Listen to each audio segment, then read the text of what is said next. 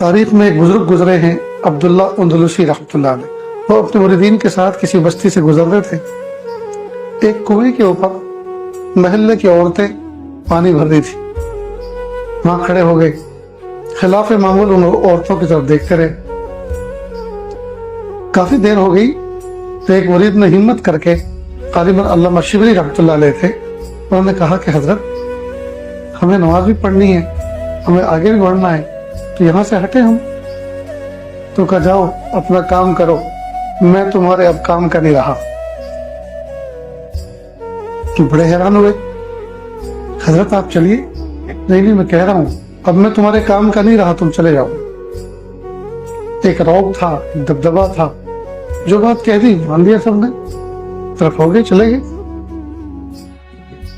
وہ جو کنویں کے اوپر مین کے اوپر کھڑے ہو کر پانی بھرنے والی عورتیں تھی، اس میں ایک جوان خوبصورت لڑکی تھی۔ وہ جب پانی لے کر چلی تو اس کے پیچھے پیچھے عبداللہ اندلسی چلتے رہے۔ وہ ایک دروازے میں داخل ہو گئی، یہ باہر کھڑے ہو گئے۔ اس لڑکی نے جا کے اندر خبر دی اپنے والد کو کہ باہر ایک شخص کھڑا ہوا ہے، میرے پیچھے پیچھے کنویں سے چل کر آیا۔ وہ باہر نکلے، بھائی کیا بات ہے؟ کہ یہ جو لڑکی اندر داخل ہوئی ہے مجھے اس سے شادی کرنی۔ تو بھیا آپ اجنبی ہو، مسلمان دکھتے ہو، ہم عیسائی ہیں، ایسے تو ہم کیسے نکاح کر دیں اپنی بچی کا آپ کے ساتھ؟ ہم آپ کو جانتے نہیں، ہم نے آپ کو پرکھا نہیں، ہم نے آپ کو برتا نہیں، تو آپ کچھ دن ہمارے گھر رہیں، ہماری خدمت کریں، ہمارا دل جیتے، پھر ہم آپ کی جو ہے وفاداری یہ سب دیکھیں گے، تو اس کے بعد فیصلہ کریں گے۔ کہ مجھے منظور ہے۔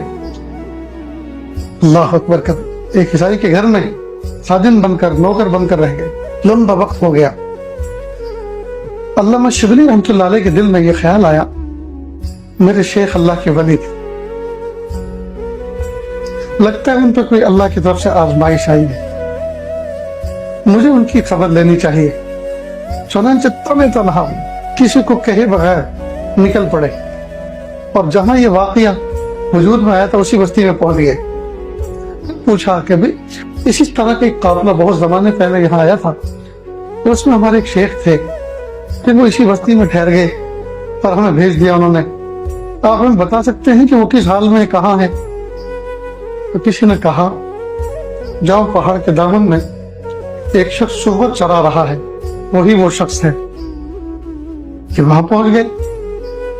عیسائی کے ہاں سوروں کا ریوڑ تھا، روزانہ وہ ان کو سور چرانے کے لیے بھیجتا تھا۔